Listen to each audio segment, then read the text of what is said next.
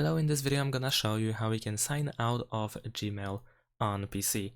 So you probably already know that Gmail is connected to your Google account, so if you log out of Gmail, then you will also log out of your Google account.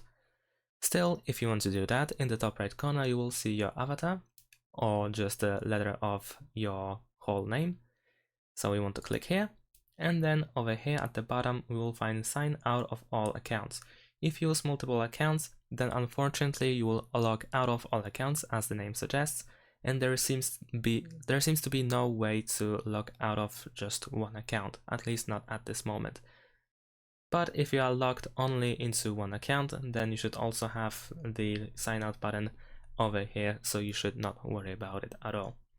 So, like I said, let's press the sign out button. And that's it. Thanks for watching. Leave a like and subscribe to my channel, and see you in my next videos. Bye.